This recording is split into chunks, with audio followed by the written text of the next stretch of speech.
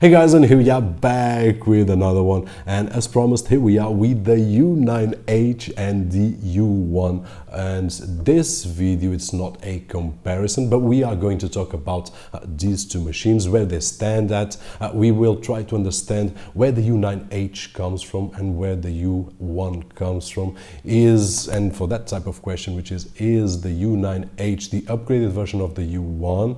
It's not, spoiler alert, it's not. So we will try to understand where they come from, and to do that we will need to understand the socks behind them. In this particular case, the AM logic socks behind them, the CPU behind these two machines, so that at the end of the day we can do a better educated purchase. And also one other question that arises is, hey Robert, I've got a U1, should I upgrade for the U9-H? And hopefully this video will help to understand, which in my opinion for raw performance we shouldn't, but this is what we are going to discuss just after the intro.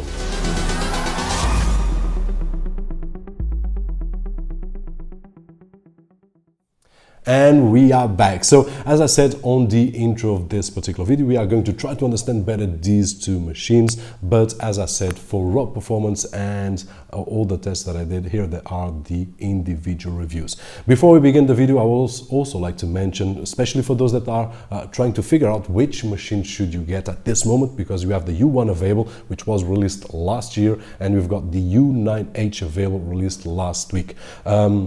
And one of the questions is, hey Robert, should I save a little bit more and have the U1, or should I spend a little bit more and have the U9-H? This will depend on you. For those that just checked my reviews, you will see that in terms of raw performance, they are roughly the same. In terms of usage, in day-to-day usage, you will not see any difference, especially when you are using the machines the way that I do. Have in mind that there are particular items, and this is one of the notes also that I would like to mention, like HDR 10-bit, Dolby DTS HD pass-through are only available on the U9-H and not on the U1. So I would advise seriously before purchasing any of these machines to, besides checking out the reviews, also checking out the Minix official website, where they have all the information in small letters what these machines have in concrete, so that you can do a better educated purchase. Also, one side note before we begin, I know I'm a bit boring sometimes, but it is,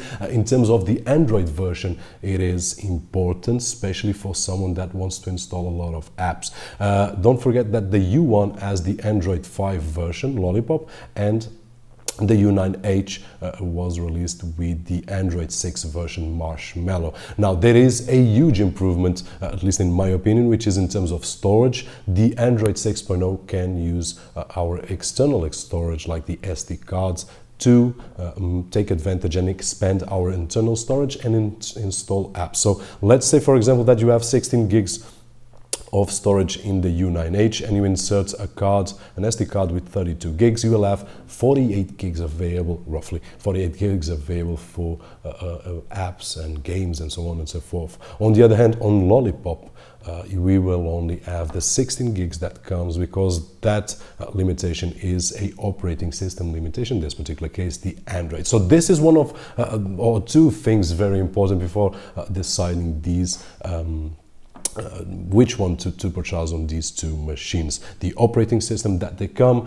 and also the those improvements that we have on the AM Logic 912 or 912, sorry about that, regarding the, or comparing with the 905. Now, with this long talk, some of you are asking, hey Robert, is the U9-H the upgraded version of the U1? And it is not. So as I was saying on the intro, we will need to understand a little bit better the AM logic sock, and for that, to better explain, instead of just talking right over here, I'm going to invite you to come to my screen so that we can take a look here at some.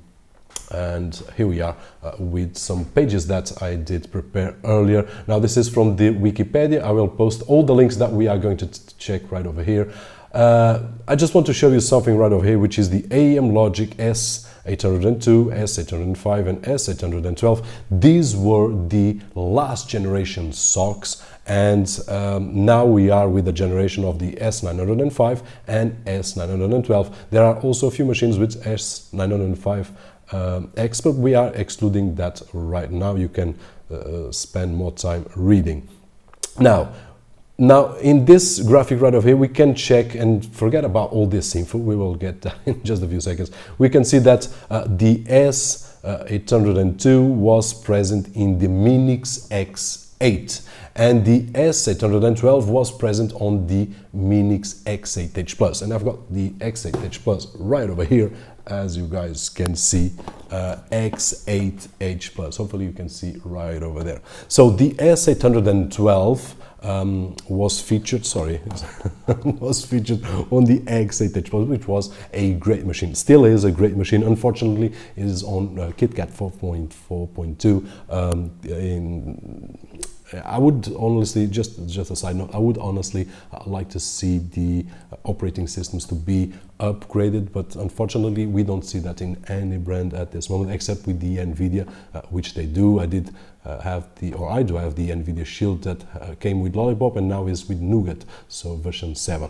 But this was just something, because I do believe that the X8H Plus could be used for a few more years if the operating system would be upgraded. And this is not only with Minix, but with every single brand. I would love, Minix, this is a challenge for you. If you watch this video, I would love to see that you upgrade some of your machines to other operating systems, such as the U1. I would love to see this coming with Android 6.0. But let's go back to the topic of the video. This will be very long and you will tell, hey Robert, you are very boring. Bang. We were here with the S812 on the X8H Plus, and if we take a look at the graph, now we have the S912, which is the upgraded version, and that is the U9-H. So the U9-H, guys, comes from the X8H Plus. This is the only way that I can see these things. This is the upgraded version, as I said in the review, I think, the upgraded version of the X8H Plus. Now let's take a look at the S905 present on the U1. If we take a look, we have the S805, which was present on the X6. I don't know if you saw my video review on the X6, sorry. This was the best Android TV box with the SoC, which was the S805, a medium-ranged SoC.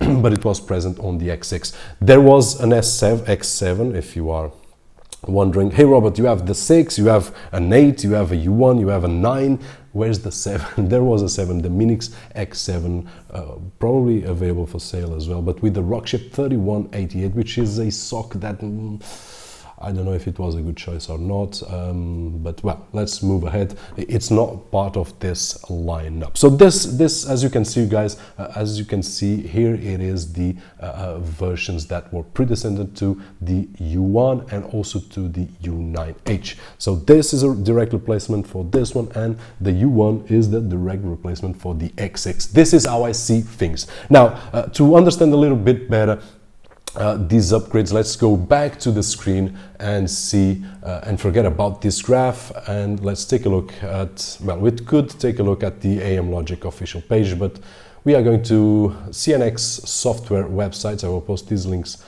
below as well, so that we can see the lineup and try to understand if we should upgrade for the U9-H or U1 and the advantages of one and another. So as you can see here, guys, we had the last generation SoCs.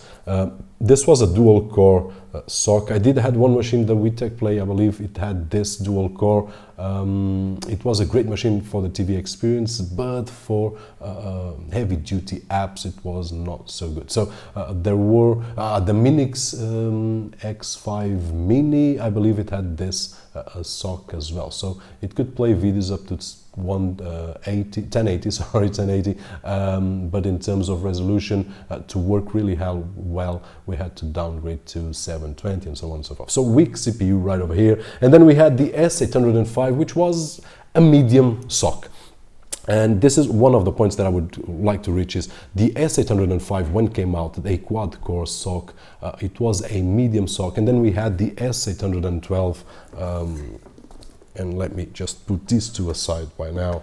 We had the S805 last year and the S812, and there was a huge gap between them. This was a medium range box, this was a top-end box, and then we had dual cores lower than these two machines, but we had a complete gap. I would recommend this kind of box, the X6 with the AM Logic S805 and 1 GB of RAM for people that only wanted video streaming at a 1080 maximum resolution. And by the way, the X6 was one of the best machines that I tried with that particular SoC. But this was the machine that I would advise back then. If you wanted a little bit more, if you want 4K, if you wanted to play games like Asphalt 8 Airborne and so on and so forth, the machine that I would advise was the X8H Plus. So this to say that there was a huge gap between S805 and the S812. Now, when the Minix U1 came out, and let me push these two aside, when the Minix U1 came out, which is right over here, it brought, and the U1 is this one here, I cannot tell one from another, when this baby came out, the U1 with the AM Logic S905, the thing was that it disrupted completely the balance between the S805 and S812. This one here, the S905, was a huge advantage. I'm glad to see this on the AM Logic side, because they put it to the maximum. The S905 should have been a SoC on the mid-range, but it happened that it could fight on the top with the big boys like the X8H Plus, and it could do even better. And it was hard to see these type of machines blowing away other machines that were more expensive back then, but this is technology, it happens. So when this SoC came out and these machines came out, I was wondering, hey, what about the S912? Either it will be almost the same as the S905, which is the fact, it is almost the same, or it would be a huge CPU. It's not a huge CPU, it is better in terms of raw performance, it has more capabilities, but in terms of the actual usability on the day-to-day usage, if you do use a box like I do, these two machines will be roughly the same. So as you guys can see, I'm trying to, or I'm doing my best to try to explain the way that I see things right over here. And the only thing that changed here was the AM Logic doing a great SoC here, the AM Logic S905, which is almost identical to their top-of-the-line SoC S912. And that did not happen in the past with these two machines. There were a big gap, as I said before, in terms of these generations. But this, guys, this is my opinion regarding these two machines. Let's take a little bit, if you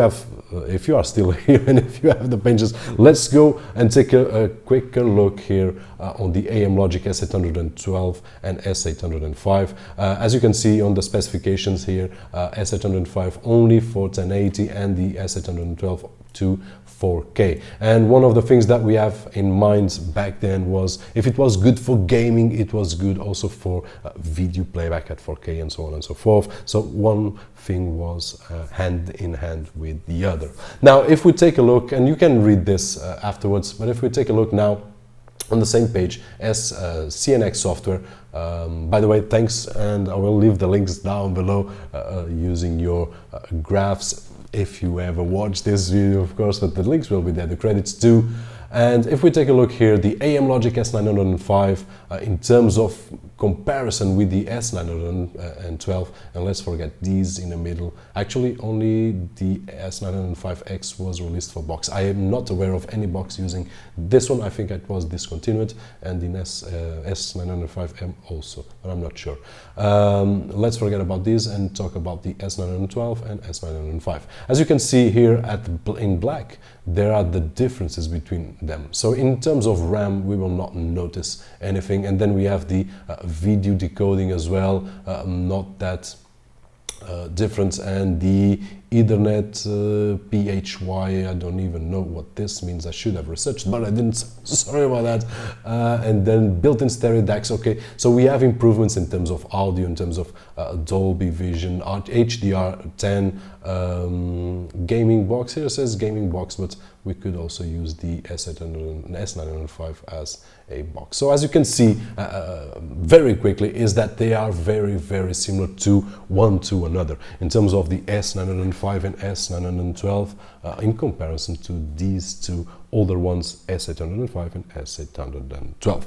So guys, hopefully this video will help you to decide which machine to get. At this moment, what I can say is what I said on the review. For those of you that have the Minix U1, which is one of my favorite machines out there, I see no reasons to upgrade to the U9-H unless you want to have Android Marshmallow so that you can install apps on your SD cards, or if you want to take advantage of those features, especially the HDR10-bit or Dolby DTS HD pass-through. So these are some of the things that there are. There are a few more things that you can check out on the official Minix website so that you can make a better decision. But in the end of the day, in terms of raw performance, these two machines are almost at the same level. In the day-to-day usage, you will not see a difference, while these two machines here, the old generation, are not level to level. This is a medium, low-end or budget machine, and this is a top-end machine, well, back then. Guys, hopefully this video was helpful in some way for those of you that are on the market for a machine. For those of you that have one of these, don't forget to leave down below on the comment section what you feel about the video that we created right over here, what you feel about what I said, if you believe that it's the right or the wrong, whatever your opinion is, which this is only a guy's opinion. And also if you have one of these machines, your feedback, because your feedback is very valuable, especially if you have one of these and you are using it for about 2 or 3 years, and the U1 for 1 year roughly, and the U9-H for 1 week more or less. That being said, I've talked too much in this video, guys. I apologize for that, but I couldn't help myself. If it was useful, sorry, don't forget that usual thumbs up. My name is Roberto, and as always, I'll see you on the next one.